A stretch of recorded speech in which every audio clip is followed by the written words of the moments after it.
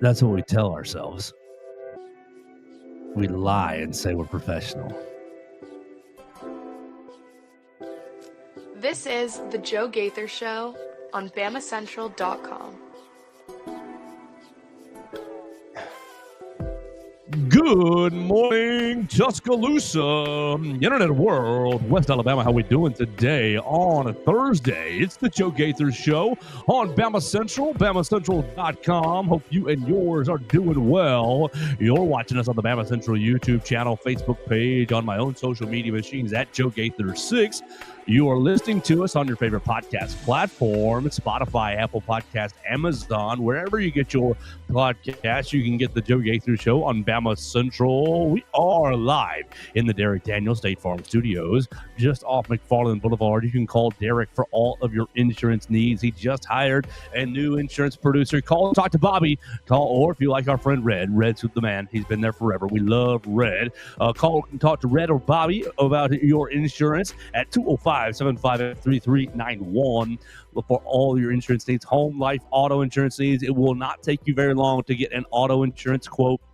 You can get the information that you need, make the decisions that you need for your family, get better coverage by calling 205-758-3391. Like a good neighbor, Derek Daniel is there. Call and see how much money he can save you today. Of course, we are here with our friend Mason Woods. Follow Mason Woods at MAWoods_ on the Twitter machine. You can find him for all of your recruiting writing on BamaCentral, on Vanderbilt Commodores on SI, Missouri Tigers on SI, Boston College on SI, Boston College Eagles on SI. Man, that is a mouthful. Boston College Eagles on SI. We gotta simplify that, Kim ranking. BC on SI. We gotta simplify that right there. So you can follow Mason Woods at MAWoods_ on the Twitter machine. We're going to be talking about Diego Pavia. We're going to be talking about how Alabama matches up defensively, how Alabama matches up offensively. I finished watching the South Carolina game. I watched the Virginia Tech game. I punted on the Charleston Southern game. I didn't watch Georgia State, and I've watched some of this Utah State game. I think that there's a lot to get into with Alabama against Vanderbilt. We're going to be joined by Joey Dwyer, our colleague at Vanderbilt Commodores on SI. Joey Dwyer is going to join us here in just a little bit. You can follow him at Joey_Dwy, DWI, on the Twitter machine. He's joined us before. He's going to give us a full breakdown of the Commodores in about 15 more minutes. But first, we got to find out how Mason's doing and talk about these comments from Diego Pavia. If we play our game, it's not going to be close. Good morning, Mason. How we doing? Doing good. I'm doing good this morning. In response to Diego Pavia, I mean, what else is he going to say? You know, this is a classic example of a reporter lobs a question at a player where he doesn't really have anything else to say other than, well, of course we're going to win. I fully believe that we're going to win. I mean, you know, he maybe could have been a little less blunt about it. Maybe he could have chosen his words a little more carefully rather than it won't be close. Maybe just say, I feel confident that if we play our game plan, we can win, something along those lines. But I mean, really, it's Diego Pavia we're talking about. This is all he does is talk and talk and talk. And he's backed it up for a lot of it. So we will have to see what he does on Saturday. I'm not overly confident. Yeah, it's not Diego Pavia unless he's saying the most outlandish stuff possible. Yeah. Ripping a page out of the Castellanos playbook and basically saying, I'll take the heat for the team. I'll be the distraction. I will make Alabama see red. And if they're seeing red, they're not seeing the ball. Their eyes aren't in the right place. They're not reading their keys. They're not reading the guards. They're seeing red. And that's exactly what I think he's trying to do, is mess with the Crimson Tide and get the Alabama defense red face and anger, and just like the Matador does to the bull. Oh, yeah. Come get this red sheet, and boom, we'll tire you out and then slaughter you. Oh gosh, terrible. So, how you feeling on a Thursday? I'm still feeling like Bama's going to be comfortable here. Yeah, I think I'm right there with you. We were just, kind of talking about it right before we got to starting. Good Lord, right before we started the show here.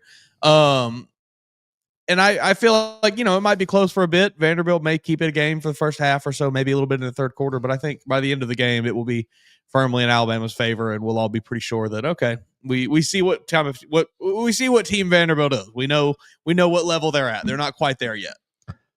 Right. I think that Vanderbilt's got some pieces offensively to stay in the game. And I think Tim Beck is very, very, very much a wizard when it comes to being an offensive coordinator. They're going to have some Good morning, explosives. Miss Betty. Roll Tide to you as well. Thanks for commenting on the Facebook machine. We appreciate you so much joining us each and every day. I think that Tim Beck has got enough here. I think this game is squarely on the shoulders of Ryan Grubb. Is squarely on the shoulders of Ty Simpson. And when you look at Vanderbilt's defensive numbers, our man Hunter DeCiver went out yesterday, and their defensive numbers in the SEC, 8th in points allowed out of 16, 8th in points allowed, 5th in yards allowed, 5th in yards per play, 3rd in rushing yards allowed. So they're doing pretty good right there. 8th in rushing yards allowed per carry. They're 10th in passing yards allowed. They are 3rd in passing yards allowed per completion at 905. So pretty good right there. They're 15th in completion percentage allowed. That's not good. And there you go. Here you go, Ty Simpson. You're going to have wide open holes. They are tied for 5th sacks per game, 2.8. Tied for 10th, 0.6 interceptions per game. They give up opponents' third down conversion percentage, 34.7, tied for 9th. So lower end of third down percentage. And Georgia State, 4th down percentage. Utah State, Virginia Tech. There's a trend developing here. Bad offenses, bad teams, not incapable. I think I'm almost the opposite, where I think this is more on Kane Womack's shoulders. It's up to him to say, "Hey, buddy, can you not do what you did last year? Can you defense stop Vanderbilt? Can you stop Diego Pavia? Can you shut him up?" I'm pretty supremely confident in Alabama's offense at this point. I don't really think that anybody, at least at this moment, is going to give them too many fits. I think that offense is electric. That offense, is extremely creative, and Ryan Grubb is going to figure it out. But I think it's more. This is a Kane Womack prove it. Like, hey, buddy, you got gashed last year. Your defense looks soft. You got embarrassed. You got outcoached. Can you prove yourself at home? I don't know. Yeah, I mean, that's the biggest question. But you got to lean on what you already know with this team, with this Alabama team. And as you said, the offense has proven itself to be pretty explosive and pretty consistent. And so you've got great wide receivers and your offensive line. You're still shuffling the offensive line looking for the right 5.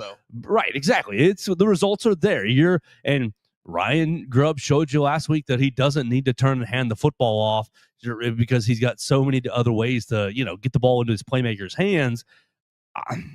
To me, it's Ryan, we ain't punting in this game. We are just scoring every drive. I do get that. I understand the perspective of, hey, we're putting our foot on the gas. We're not taking it off until there's 4 zeros on the clock.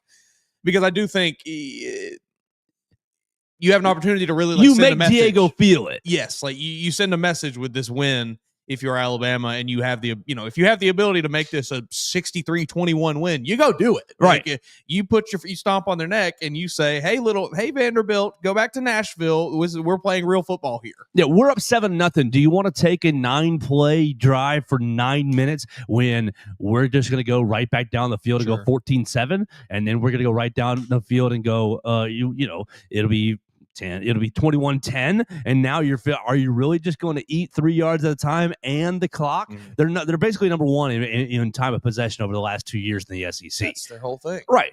And so the offense, you play from ahead. We did that last week. You start that trend, but you take advantage of every possession. You take advantage of I think if I'm Shane Beamer, if you put this tape on, he's probably dog cussing himself. He's probably dog cussing Mike Shula to death. And of course, he's actually probably not dog cussing himself or Mike Shula. He's blaming the referees because I don't think that Shane Beamer is the I take responsibility type person. Now, maybe that's an outside perspective, but he seems like they screwed us type. And the officials did have some bad moments, especially towards the end of the half with the Lenore Sellers targeting. Did you watch the end of it? The end of the half where Lenore's gets targeted, and Trying to remember how it all. They throw the backup quarterback out there, no problem. Lenore, they don't call the targeting. Yes, I think they call roughly the passer. Yeah, I maybe think that's right. So they got 15 yards, and the snap happens, and the backup quarterback throws 10, 12 yard slant to Nick Harbor, who is their speedster, on the right-hand side of the field, cutting across right to left, and it's like, oh, man, he might go 60 yards right here on this play and make it 14-14. Instead, as Harbor is receiving the ball, the officials, we want to review that play for targeting, and it's like, what? We've got what? To, we have to speed this process up, folks. Like, I don't know how you do it, but like there is a method to making this just all go a little faster. Like I don't, the NFL does a pretty good job of it. Now I get there's sometimes some long reviews and things, but they've tightened it up a bit, especially with, hey, if like this play is getting reviewed, you very rarely are getting guys even lined up for the next play before it's, hey, we're reviewing it. Everybody knows pretty quick.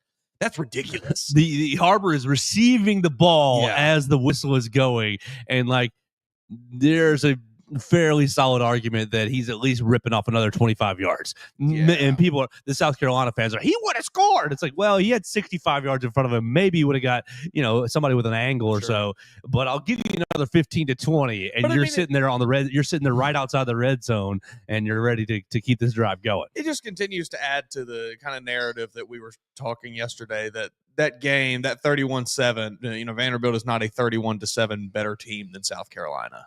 Well, right. You turned the ball over 4 times for South Carolina. And 2 of them were in the red zone. Right. Interception. So Sellers had an interception, and I think there were 2 fumbles, and Doty threw one. Doty threw 2. I think it was 1 fumble and two. You just couldn't do anything. It was it was turnover on downs, fumble, turnover on downs, interception, fumble, turnover on downs in the game. Like the whole second half was a disaster for that offense. Right, and you're getting penalty after penalty. So like if you're Alabama's offense, take these daggum Diego Pavia quotes. It's fine. If we play our game, it won't be close. Exactly like you said. Diego being Diego and trying to distract. But take the first part. Ty Simpson. If we play our game, it won't be close. If we play our game, if you don't have pre-snap penalties, if you don't have silly holding calls, if you just read the field, deliver the football to the open man, read the progression, brother. You got 3 at least, maybe 4 with Lottie, maybe 5 with Rico Scott. You got 3 at least NFL wide receivers. You might have 5. So like, buddy, just read the field, get the ball into your future NFL wide receivers in Jeremy, Isaiah, and Ryan. And okay, when they're backed off, when they're playing too high shell, my ear's coming back. When they're playing too high shell, exactly. That's exactly what it is. Oh, right. Actually, let me do a little pinch right there or so. Nah, that's all right. You got the what? You turn around and hand the ball off. Yes. And you say, hey, guys, Caden, you lost the weight. You're at 359 now. Maybe at this week you're at 356. So you're moving a little better. Like just 3 pounds a week, bro. You're gonna be right at your target weight by SEC championship. Perfect. And so just read the field. Yeah. Just do what we do. Did you hear Clark Lee on the SEC teleconference call yesterday? What did he say? Said Alabama's offense looks a lot different than last year's. He's not incorrect. He says, last year they were kind of spreading you out, trying to give the quarterback room to make a play, use his athleticism. He said, this year they're looking a lot more like an NFL progression passing style offense. And so it's just like, take the Pavia quote. If we do what we do, the game won't be close. It's fine. Just put it up for ourselves. Just attribute it to yourselves. Yeah. Like, it's fine. Wear that, eat that, live that, sleep that mantra for the next few, 3 days. So 2 days. And I do think you're right that Kane's got to prove himself a bit. But to me, it's just the offense just has to not implode.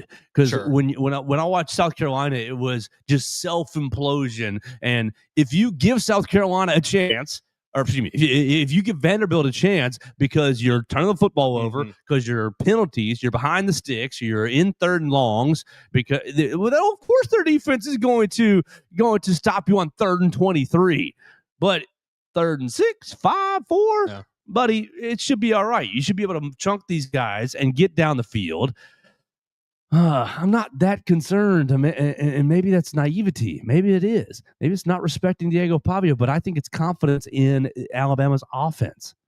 You just had me thinking when you were talking about the receivers there a minute ago. Are we going to look back on this group, in 4 or 5 years or so, like they were like we look back on the rideouts, the Jerry Jeudy, Jalen Waddle, Henry Ruggs. Jeremy's going to make an NFL franchise so happy. I mean, like, he's going to make an NFL. Don't go to the NFC North, Jeremy, please. That guy is a 90 reception, 1,200 yard receiver, like for 8 years in the NFL. Yes, go to Atlanta. It's fine. Like, my Bears don't need any more receivers, so we're not in the market. But like, you'd be welcome in Tennessee. Perfect. I will tighten up with Jeremy tomorrow. I will tighten up with Jeremy Bernard. Absolutely. He can't wear 5 though, unfortunately, because Alec Manor is 5. That's all right. That's all right. We'll give him 15. But this group, like it, man, 25. I don't. 85. I really don't think that we have seen this receiver group even unlocked to its full potential yet. You've seen it. You've really the last 2 weeks you started to see it a bit with the Isaiah Horton getting more involved, and he's getting more comfortable in the offense and the system. Ty Simpson is finding him more. But I just, it's not even close to, I think, what its ceiling is. And I don't know when you'll get there. Maybe this week is when we start to see it, is when you see them fully unlock it. But, the signs are there, and wow, it's a good group. Let's hit the voicemail line before we get Joey Dwyer on the program. You can call the voicemail line at 205-462-7340, extension 800. My man Dax has a call talking about how he's going to act in Bryant-Denny Stadium. It's Dax. Referencing what you said about Vanderbilt feeling the stadium on Saturday. Whenever I get the chance to go to an Alabama game, I don't know if it's just me. It's probably a lot of people who don't have season tickets that don't get to go to every single home game. But I am on my feet pretty much the entire game. As you should. And here's another thing. I don't think Vanderbilt has ever had a school hate them. Not hate them as much as we do, but I don't think Vanderbilt's ever had anyone like hate them. Well, at least in my lifetime, crappy old bottom of the barrel Vanderbilt. They're definitely not bottom of the barrel this year. And the fact that they beat us last year, they've been, specifically Diego Pavia, been talking all this talk. I mean, he's proved he can walk the walk. But Vanderbilt, I can assure this, in the past 30, 40 years, Vanderbilt has never felt the pressure of a home crowd like we are going to give them Saturday. There is hate in our hearts for Diego Pavia specifically and the University of Vanderbilt. I love Clarkley. He's doing really good things, but I do not like Diego Pavia. And the fact that Johnny Manziel is going to be sitting on the sidelines going to that piece of crap Two Dimes bar that's hosting them or something. Oh, man. That's a whole nother topic. That is another topic. Let's move on. Yeah, I'm going to be on my feet the whole game. I'm fairly confident the entire stadium wants to beat Vanderbilt like worse than Florida State wanted to beat us in the first game of this year. It is going to be the most hostile environment that Vanderbilt has ever seen. And I'll give you all my predictions tomorrow for Football Friday, but I really think we're going to win this game handily. And like you said, like I said earlier on Tuesday's voicemail, that the scheme is not the greatest. I really think that Kane Wombeck will be deep in his bag for this one, and we're not going to get gashed near as much as we did against Georgia. So yeah, I think it's going to be we're going to win handily, and I'm pretty confident in that statement. Knock on wood. So, yeah, I'll call y'all back tomorrow and give you my predictions, but that's all I got to say about Vanderbilt. We are coming for blood. Get ready, Diego Pavia. Quoting Lane Kiffin, get your popcorn ready. Roll Tide, boys. My girlfriend was on the phone last night talking about this game. She said, "We gotta stuff Diego Pavia in a locker." I said, "All right, girl, you got it." She's gonna go. She's gonna go with some friends, and she said, "I'm gonna be yelling so much at him." I'm like, "All right, let's get it." I do think that Dax, that is a kind of valid point. I don't know that Vanderbilt has ever really experienced this amount of vitriol from another fan base because they've never been relevant enough to warrant it. This is the first time, at least like he said, in my lifetime, in his lifetime, and many people's lifetimes, that Vanderbilt has ever been this relevant in football or really any sport, except for baseball, I guess. But who cares about baseball? Yes. Yeah, just he's right. He is correct. I think that'll be, I don't know how. Is the last hostile environment that they went into where have they played? I mean, that was in First Bank Stadium. Okay, so no, they played at South Carolina. They right? played Tennessee last year. They lost, but that was in First Bank Stadium, so it was in Nashville. Vanderbilt 2024 schedule. Because I'm sorry, I mean, I guess Lane Stadium, Virginia Tech this year might be. I mean, yes, interesting. Maybe at that point like because they still had hope. Okay. You're at Tiger Stadium, Baton Rouge. You lost 24-17 last year. Okay, good for you. Jordan Hare, you win. I had somebody ask me yesterday, Mobile Radio, WNSP, who Auburn fans are going to be cheering for. And I'm like, of course Auburn fans are going to be cheering for Vanderbilt. They're like, even though they beat Auburn 2 last year? I'm like, yes, of course. That's an insane question. Now, oh man, I haven't even they play Vanderbilt this year, right? Do they? Let's see if they have the turnaround this year. Because really, I just pay attention to up to Alabama's schedule. Sure, right? Too. They they have Auburn in Nashville, November 8th. Please make it 2 in a row, Clark Lee. Right? They got Vanderbilt's got Alabama off. LSU, Missouri, Texas, Auburn. What a month! What a month! Golly. It'll be amazing if they come out of this season 8-4. Right. What a month for real. They're going LSU at home, Missouri at home, at Texas, and then Auburn at home. So at least 3 of the 4 are at home. That's good. Yeah. See, I think that this is going to be. Yeah, this will be the first, I mean, you mentioned LSU is obviously a tough road environment, but Vanderbilt, it's not like LSU was coming off of losing to Vanderbilt or anything like that. So it's just going to be a bit different. I think this will be something that this team maybe is not super used to. I don't think I emailed Joey the show link. I did put it in his Twitter DM, so I just emailed it to him right there so that he does have that. And he's going to be joining us here in just a minute. Vanderbilt Commodores on SI, Joey Dwyer. He knows Diego pretty well. I guess he's been reporting on the Pavia family for quite some time. I do think they've got a good receiver in Junior Sherrill. I do think that he's a good player. And then Eli Stowers is obviously a stud.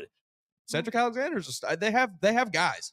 They've got NFL dudes on that offense. Yeah, so we'll get into it right here with Joey in just a second. But I'm starting to feel a sense of confidence. The more that I put them on my TV, the more I think, and maybe it is just the competition they're playing. Maybe they can come in here and really compete and play a 3-point game and cover the spread and beat Alabama, and I'll end up looking like a fool. So we'll find out what Joey has to say right here. Before we do that, we want to remind you that this program is brought to you by Derek Daniel, State Farm Insurance. You can call Derek for all of your insurance needs at 205-758-3391. Like a good neighbor, Derek Daniel is there. You can call and see how much he can save you today on your home, your life, your auto insurance needs. It won't take you very long. Look, a quick 15-minute phone call. I know it's not fun to be on the phone these days, but you can call them, give them a little bit of information, and they can give you a quote for really, really good insurance, local coverage you can count on, somebody that you can call if you get in a fender bender. Hey, Derek, don't know what to do. Somebody just hit me. He'll be able to help you out. So that is a huge, huge advantage. Look, I don't like robots. I don't like call centers. So when I have trouble, like I did at my house in the summer, I said, Derek, something just happened at my house. What do I do? And he said, let me send you this phone number and that phone number, and call this person. They'll be out tomorrow and they'll fix it. And Derek made it so easy for me to get the house back in order. I appreciate that. He can make it easy for you. Call him at 205-758-3391 for all of your insurance needs. Like a good neighbor, Derek Daniel in State Farm is there. All right, let's turn our attention to our guest line. We can find our friend Joey Dwyer. Joey joins us this morning. Vanderbilt Commodores on SI. You follow Joey Dwyer at Joey_Dwy, DWI, covering all things Vanderbilt. But right now, that means football all over the Pavia story. And he will be in Tuscaloosa to see if Vanderbilt can upset the Crimson Tide. Good morning, Joey. How we doing? Morning, guys. There's been an overwhelming amount of radio hits this week with people in your direction, but this was a must-do, so glad to be on. Absolutely. Thank you so much for your time. I just want you to set the scene from the Vanderbilt side of things. How are the Commodores feeling? Obviously, extremely confident is my assumption. We all saw Diego Pavia's comments yesterday. If we play our game, it won't be close. What is the mindset for Vanderbilt? You've beaten South Carolina on the road. You've beaten Virginia Tech on the road. You smacked your 3 cupcakes, and now you're coming to Tuscaloosa. Yeah, first of all, I think it's one of the more important games of Clark Lea's tenure. It might be the most important game of Clark Lea's tenure. I shy away from saying it's the biggest game in Vanderbilt football history because I don't think there's a ton on the line if they lose. Like, guys, I don't think we're going to change our perception of this team a whole lot if they go in there and lose by 7. That doesn't derail their season or anything along those lines. I think that's all right if that happens. But here's the thing.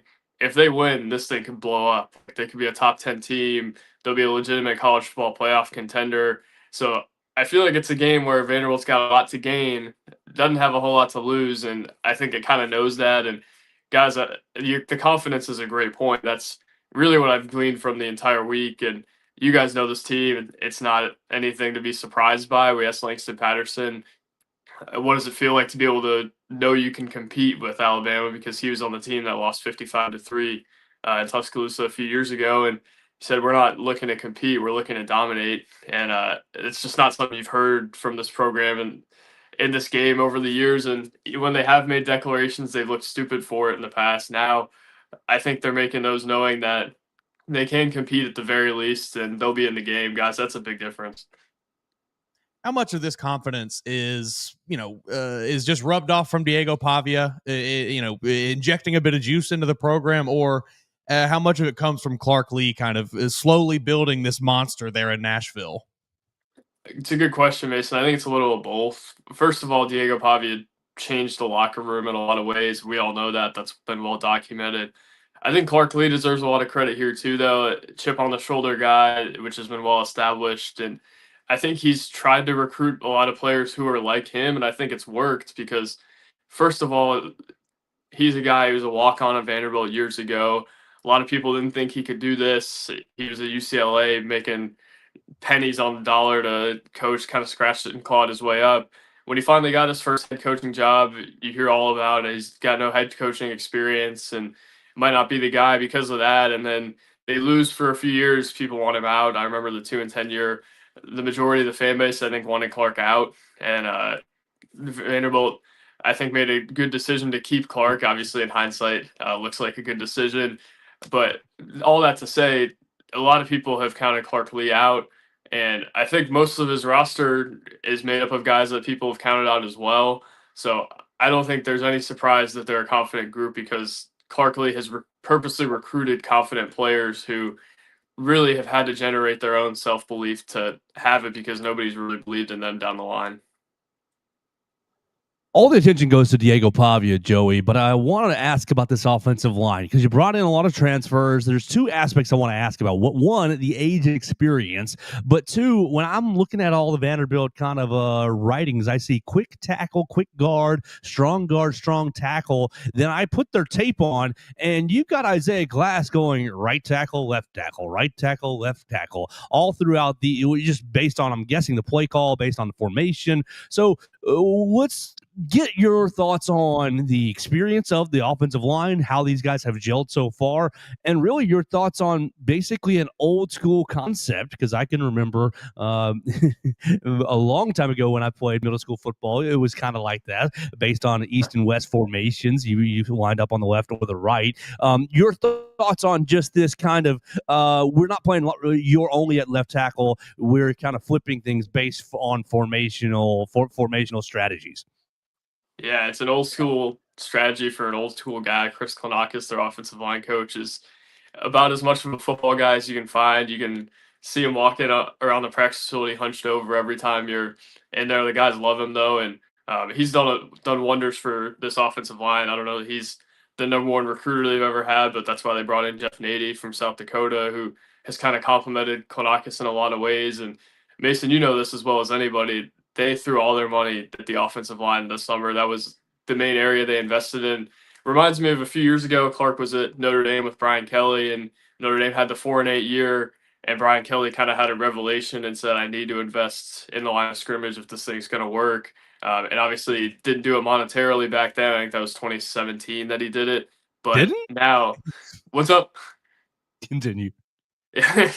But it was different then for Notre Dame because they really built it from the inside out. And Vanderbilt had the luxury of already having it on the outside with Pavia and Eli Stowers, and added Trey Richardson, which we'll get to, I'm sure. But for now, the idea of the offseason was they had to get stronger on the line of scrimmage. They had to get deeper.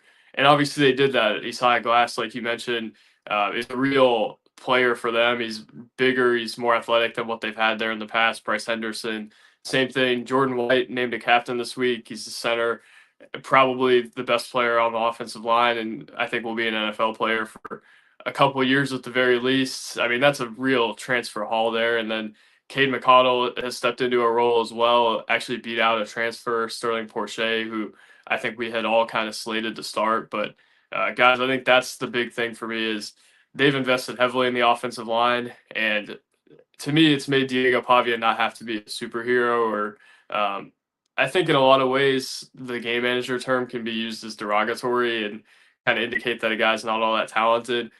I think Diego Pavia is able to manage the game a little bit more than he'd been able to in the past. And I think that's a big deal. If you watch the tape last year, he had to be a superhero. He could never manage the game. You watch the Kentucky game, they scored 20 points. Half their points were from Diego running around in the backfield, dodging 3 or 4 guys and finding an open receiver 20 yards down the field, 10 seconds into the play. I mean, that's not sustainable, and Vanderbilt knew that.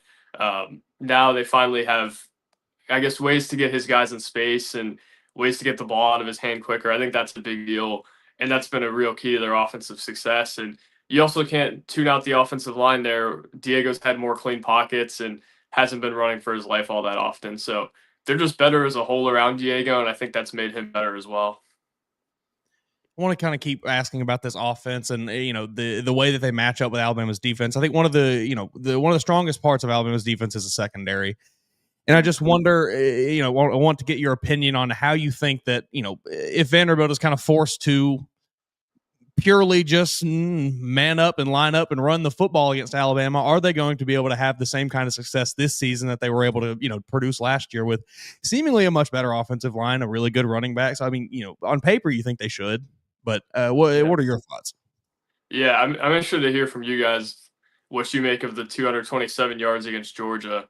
That's interesting to me, and I think Vanderbilt has always said it's got to run to win, and Clark Lee sounds like a broken record when he says that. It's one of the many Clark Lee-isms that we get every week, but I think it's true, especially with Tim Beck kind of at the helm here. They want to run. They want to kind of establish their offense through the run game, and that's what they want their identity to be. I think everything kind of builds off of that. So if they can get Cedric Alexander and MK Young going against Alabama, who might be a little bit shorthanded defensively, I think that could really change the game. But also, I don't bet on Vanderbilt pushing around Alabama like it did on the line of scrimmage last year. That was the most unbelievable part of that upset to me. And I don't know that I expect that to happen again. I think Alabama's too talented up front for that to happen.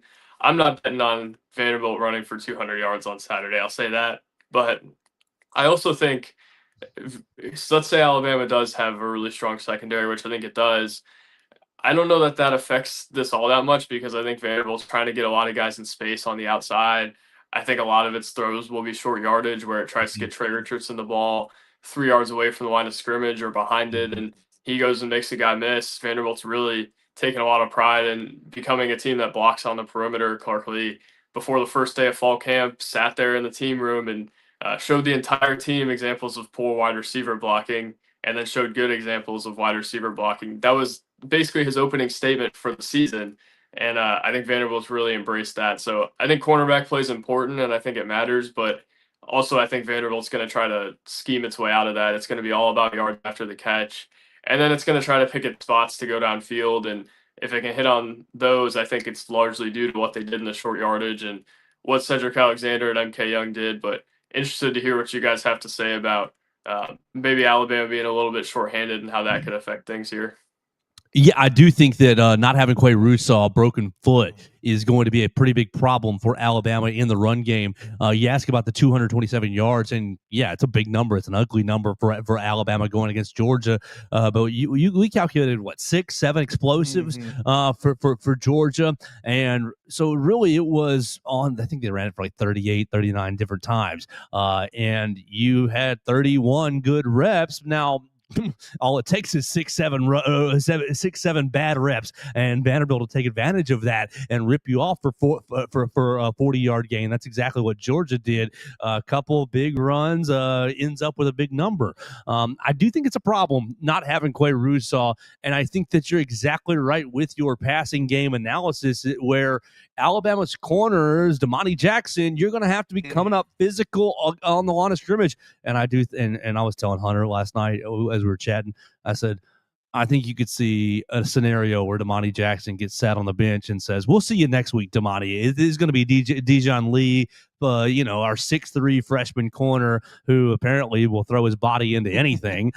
This is going to be a Zay Mincy game. This is going to be a Drake Kirkpatrick Jr. game where the hitters on the back end are going to be going to have an opportunity to be hitters. The biggest question to me is, with the run gap fits, will everybody be in the right run gaps, and can you defeat the blockers on the perimeter?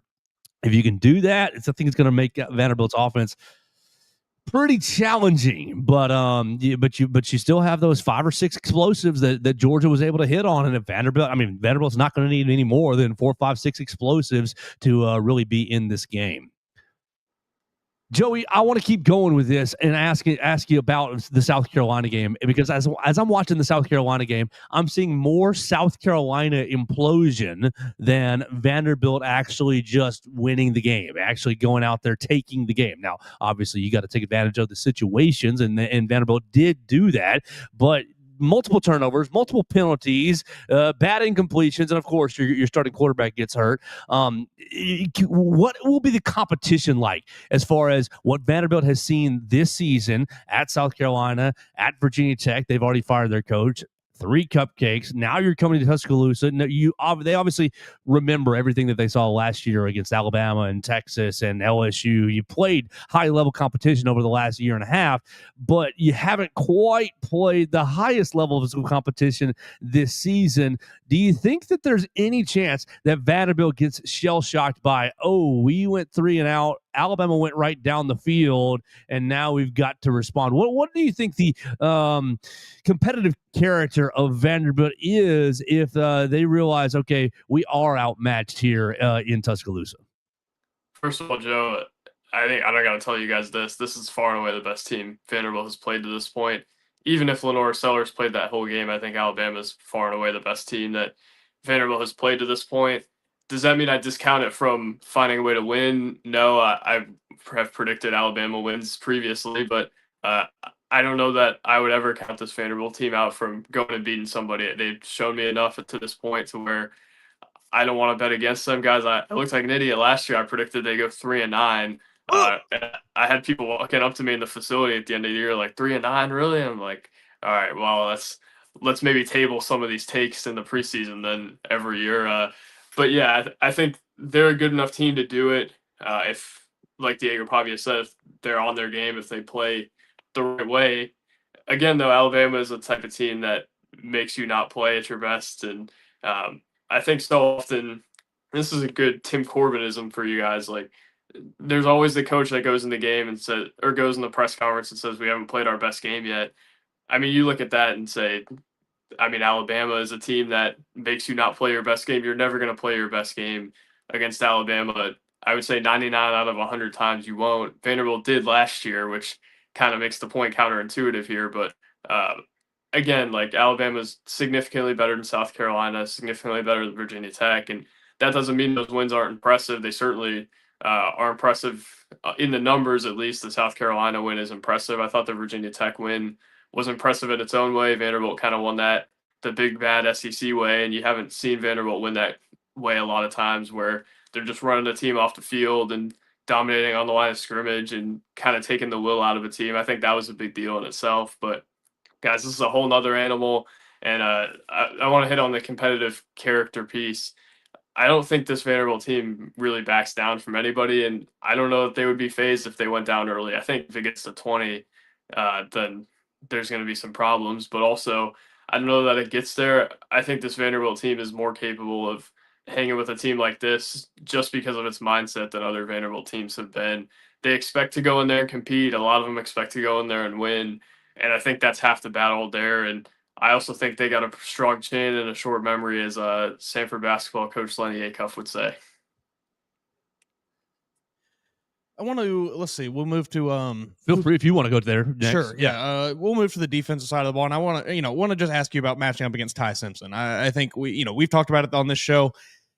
I was incorrect about Ty Simpson in the offseason. I've already gotten it off my chest on this show. I have admitted my wrongdoing. So Ty, hopefully you can forgive me. But Ty Simpson is playing like the best quarterback in the SEC right now. He's playing like maybe the best quarterback in the country right now. How much do you think he's going to, just be able to have a similar success against Vanderbilt's defense that he had against Georgia? Because, seemingly in that Georgia game, especially in the first half, it was like he was playing the game in slow motion. It was amazing. Do you think he's able to have that same level of just being able to stay calm, especially, being at home and everything against his Vanderbilt defense? I want you to build off that with a pass rush, the Vanderbilt pass rush, getting after this offensive line. Continue. Go ahead, Joey. Sounds good. Yeah. I don't know that there's anything Vanderbilt can use to throw Ty Simpson off that Georgia wasn't able to use. I think they'll probably throw some stunts at him and try to do things along those lines. But, man, Ty Simpson has just been surgical throughout the year. You guys know that. No interceptions. And he's got the receivers to really be able to break this game open, too. And Vanderbilt's corners, I think, are the biggest key in this game. That's the group that's going to be tested the most throughout the course of the day. Martell Hite's got to bring it. Colby Taylor's got to bring it. I mean, Alabama's got 3 NFL receivers at least in that room. And, man, that's just – it's almost unfathomable to think that Vanderbilt can shut that down. Maybe they can slow it down a little bit, but those guys are going to have to bring it. I think that's really the big key. But Ty Simpson, I think, is going to be surgical. And if Vanderbilt almost just has to pray that he makes a mistake. Miles Capers had the strip sack against Jalen Milroe last year. And obviously that's a guy who's had a great start to the year. Corday Sidner, I think, can really bring it too. Maybe we haven't seen him break out the way that maybe he could down the stretch here. But, guys, I think Alabama is more than capable of putting up a ton of points on Vanderbilt. It's just, can Vanderbilt control the clock a little bit? I think if Vanderbilt's going to win, this is kind of off topic a little bit, I think it's going to have to be somewhat similar to last year where they're winning the time of possession battle and they're running the ball for a good chunk every time they do it. I mean, I think that's the bigger deal than slowing down Alabama's offense. And I don't think Vanderbilt wants to win this game in a shootout because I think Vanderbilt will probably lose the shootout, honestly. Yeah, see, that's where I was, as I'm trying to predict this game, I'm watching South Carolina. Yes, they struggled with critical errors, but they moved the football on Vanderbilt. And at least on the first handful of drives for Virginia Tech, they moved the football a little bit. And so I'm seeing a gettable secondary, and I'm seeing, okay, they're going to have a hard time. Vanderbilt's going to have a hard time really getting to Ty Simpson. And so because of that, I'm wondering, offensively for Vanderbilt, will they be able to keep up? Now, obviously, we've talked all about the offense, and I do think that you're right with this ball control situation. I wonder what ways Vanderbilt gets after this Alabama offense and forces stops. If it's not, we trick Jalen Milroe on third down and we have a pick six and it's an explosive play, a big swing type play, or we're hanging on and boom, we get a strip sack as Jalen Milroe is trying to take the lead. Obviously, different offenses, and you heard Clark Lee yesterday talk about the differences in Alabama's offense from last year to this year. But just if you were the Vanderbilt defensive coordinator, if you were Steve Gregory, what would you be doing? How would you implement this unit to disrupt the Alabama offense? Joe, I don't get paid enough for for that question. That's I'll send you a check. yeah. Well, I would appreciate that. So I guess the simple thing is I think they're more dynamic as a defense than they were last year. I think that's certainly something they've got going for them. Brandon Fontenette's going to be an NFL player. I think Martell Hyde's got the potential to do it. You look at Langston Patterson and Brian Longwell, two guys who have been in the scheme another year. I just see them flying around a little bit more than I have in the past because of the scheme. And I think honestly, it's just got to go back to the basics. And Steve Gregory's got to allow them to play with conviction a little bit here. Got to allow them to do things that they're comfortable with and play that way. And I really think that's about it. And just let your dynamic players be dynamic. That's probably the biggest thing to me. And I think that Alabama's going to get what Alabama's going to get. Vanderbilt, to be successful on defense, can't stray away from its identity. And it's kind of a coach speak answer a little bit, Joe. I'm sure you got a lot going on over there, but I mean, that's really it for me. I think it's almost got to be more basic than anything, and obviously they're going to account for some Alabama stuff. But Langston Patterson said on Tuesday that you can't account for Ryan Williams running a post in practice. That's not something you can really prepare for with the scout team. So I would expect Vanderbilt to kind of just try to be itself and figure out everything else from there. He's Joey Dwyer. You read him on Vanderbilt Commodores on SI. You follow him on the Twitter machine at Joey_Dwy, DWY. Joey, give us your final thoughts on this game. And I don't want to pin you into a prediction, but if you want to make one, here's your chance. Yeah, I mean, Joe, I'm 3-2 with predictions this year. I thought they'd win the 3 cupcakes, and then I went on. I hate predictions, so go do whatever you like to do. You know what? I actually went on Tech Sideline and said Vanderbilt was going to win, so I'm 4-1. I thought they were going to lose to South Carolina by like 10 points, but they go and beat South Carolina by 20. That's a big deal for them, obviously. I was going to say Bama wins by around 7. It's probably close enough to make me stay there all night doing work rather than wrapping it up by the end of the game. But Joe, it'll be an interesting one. I think it's one of the bigger games for Vanderbilt in recent history, and I'm certainly not counting it out from doing anything. But to beat Alabama twice would be truly unprecedented, and I don't know that I'm ready to go there yet. He's Joey Dwyer. He's going to be down here in Tuscaloosa. Follow all his coverage on Vanderbilt Commodores on SI and at Joey_Dwy on the Twitter machine. Joey, we look forward to seeing you here, man. Yes, sir. Looking forward to it. Absolutely. Have a great day. Thanks for your time, Joey. Thanks, man. See you guys later. Absolutely. That's Joey Dwyer joining us on the Joe Gaither Show on BamaCentral. I started to bump you out there, Mason. We're starting to get pixelated, and I was just hoping to do what I could right there. But, yeah, I just don't see the Vanderbilt defense slowing this game down enough. And I think, what did I say yesterday that I'm going to lean on it? Kane Womack, 3 stops, buddy. 3 stops. They're going to get 9 possessions. They're going to get 10 possessions, maybe 7. 3 stops. That's what you need. Give your offense the ball back 3 times. Ty Simpson will take care of the rest. Yeah, I mean, I'm right there with you. I think my only real bit of concern is if the game does kind of go that way where Alabama's offense is able to kind of get these quick strike touchdowns and just jump on them like that. The defense goes right back on the field. Yes, your defense may get gassed by the second quarter or so, and then we may have an issue on our hands where Vanderbilt is able to get some explosive plays going. But if you can force, not even force, if you can just keep Vanderbilt playing their style of game, where it's, we're trying to hit you for 4 or 5 yards at a time. We're running the ball a lot. We're chewing a lot of clock. Like, I think it can play well in Alabama's favor. Like, they just get the 2-3 stops, you're good, because the offense, I don't believe, will be slowed down. All right, let's talk about one aspect right here before we go. I've got a little bit of something that we can get into too before we go. Okay, I'm thinking about Quay's injury. And I'm thinking about Yanzi Pierre playing full-time Wolf, and I'm thinking about Justin Hill. I think we're excited about Yanzi, and he's been on an upward trajectory at least this year, but he's not going to be out there the entire time. And so you're going to be leaning on Justin Hill, true freshman out of Cincinnati. He put on a lot of weight since he is enrolled early, but it's a true freshman, and you're going to have eyes everywhere. Yesterday, the other day, LT Overton was like, we just got to have our eyes in the right place. That's my biggest concern, fellas. Will your eyes, hey, man, I just have to read the guard. I need to ignore all this noise, read what I need to read. If you're an edge guy, I got to read the tackle. Down block means I step forward. Down block means I, crash. X, Y, Z.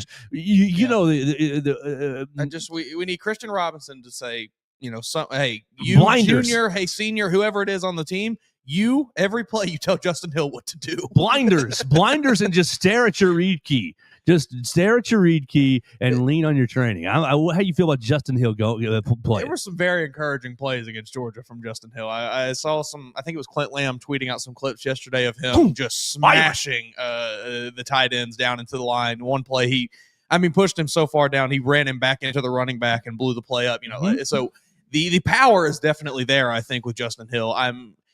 That was something I was a little concerned about going in, because you mentioned, he was a guy that came in pretty skinny. Like he came in, at like 212 pounds or something like that, 215, 220 maybe. And now he's supposedly up in like that 235, 240 range. That's what they say. He still doesn't really look it to me. But evidently the power is there regardless. So regardless of how much he weighs, the power is seemingly there. So I'm encouraged by that. I want to see. I'd like to see him get some real pass rush opportunities, because I think he could be a guy who would be real dangerous off the edge with his speed combined with the apparent power that he has. But I'm encouraged by what we've seen from him.